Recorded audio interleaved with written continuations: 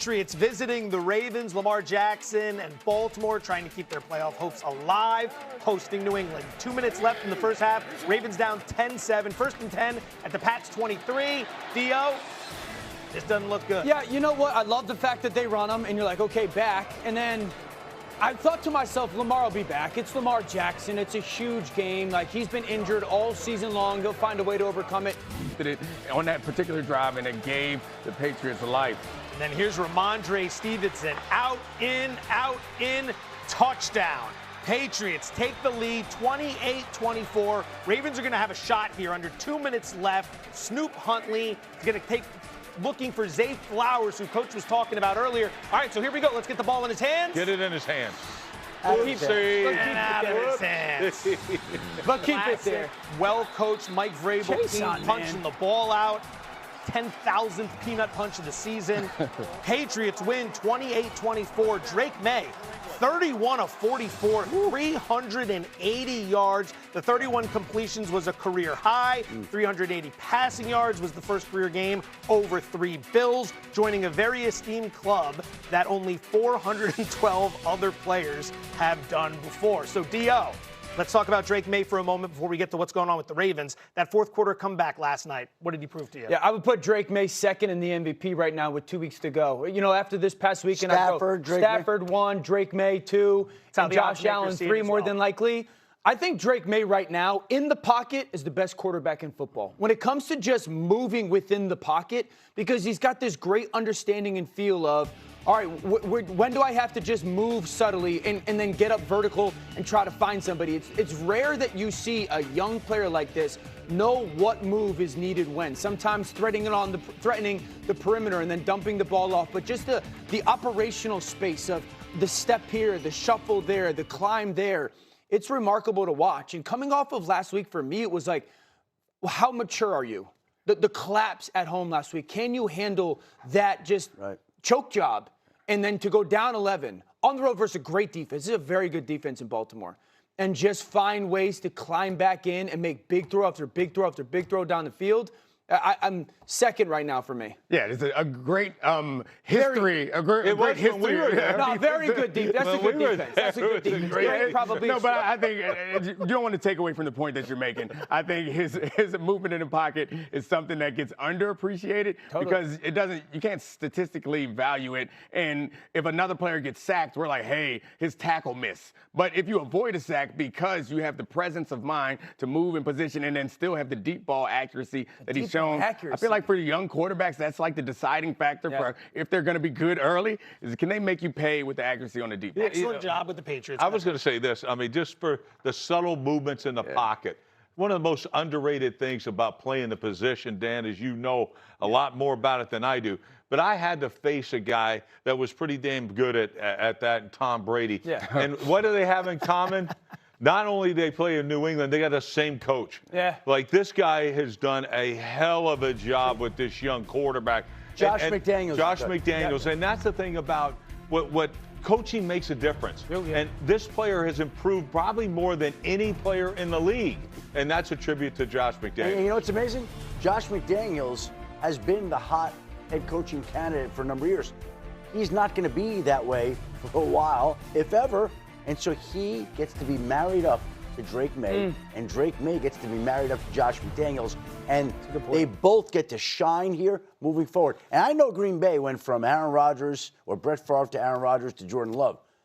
New England went from Tom Brady, little space, to Drake Maye. Yeah. Nice. And now they look like they could be set up for the next decade plus with a quarterback like this. They're in a great spot. Certainly set up well, especially with the Denver loss yesterday to Jacksonville. More on that later in the show. But the other side of the equation, Dio, the Ravens lose again. What are we supposed to make of Baltimore right now? I think this is the most disappointing team in the NFL this season. And when you're that, something will have to change. Like, look at this right here. We alluded to this in the highlights. This is the final 12:50. Your closer's on the bench. But one of the problems is this is far too often a common occurrence. Where we sit there and go like, how come Derrick Henry's not getting the ball more? This team, unequivocally, was the most talented roster in the AFC and rightfully so, the AFC Super Bowl pick. And I understand that they've dealt with some injuries. A lot of people. I don't disagree with anything that you're saying. I'm just shocked at we just breezed by the past that you said something will have to change. Something will have to change. What the hell does that mean? It's so the this NFL, team, we know. This team is very disappointing. And I think they got put out of their misery last night, and their fans got put out of their misery last night because all year long they're like, well, what if?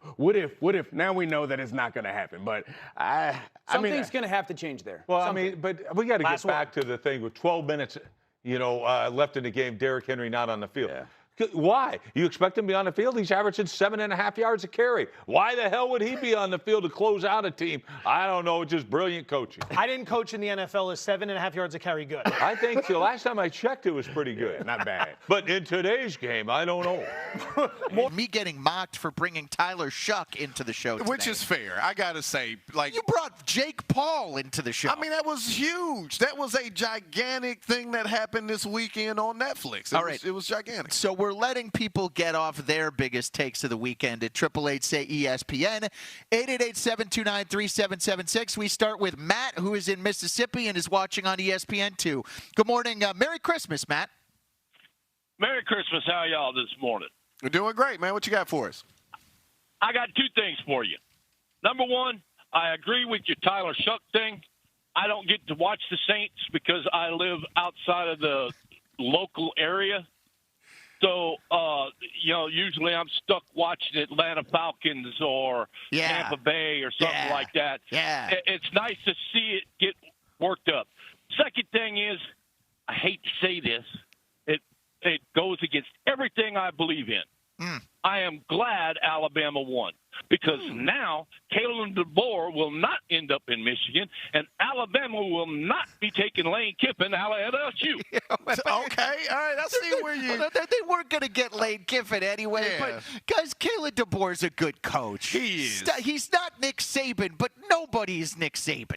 Right. It reminds me of the year that Jim Tressel, got in trouble and got fired, and Luke Fickell came in, right? Yeah. And all these guys are suspended. They had a down year, right? And the fans in Columbus couldn't handle it, right? And listen, Alabama fans, you got a good coach in Kalen DeBoer, and I'm not so sure he was going to leave anyway. Well, I don't know why he'd want to go to that situation in Michigan, which right now I don't know why anybody would really want that job. I guess it pays a lot of money, but it's a mess. Really, Emmett, it's not a football coaching job right now. It's a PR job right now. It's a serve pro job. It's a clean up the mess type of job. Emmett, so I don't think he was going there anyway, but Bama fans got to appreciate what they have. Like, nobody was going to replace Nick Saban and be Nick Saban. Remember what your program was right before Nick Saban got there and compare that to what Kalen DeBoer is doing now. 888-SAY-ESPN. We go to Milwaukee. Boy, 94.5 ESPN. Yeah. What a station. I love Jen, Gabe, and Chewy on that. Wildy and Tausch. And Q is in Milwaukee. Is on Sportsmanlike this morning. What's up, Q? Hey, guys. How you doing? Excellent job filling in for the guys. Happy holidays. My biggest takeaway is being a Wisconsin sports fan has to be the biggest. I know you guys are suffering in Cleveland, but good God, how does Versace still have a job?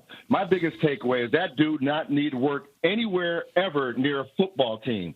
4 losses this dude single-handedly cost us. Yeah. And as a Packer fan, as a Wisconsin sports fan, I'm not one of those, shucks, we'll get them next year. This is ridiculous. You're already wasting away people's talents. Happy holidays.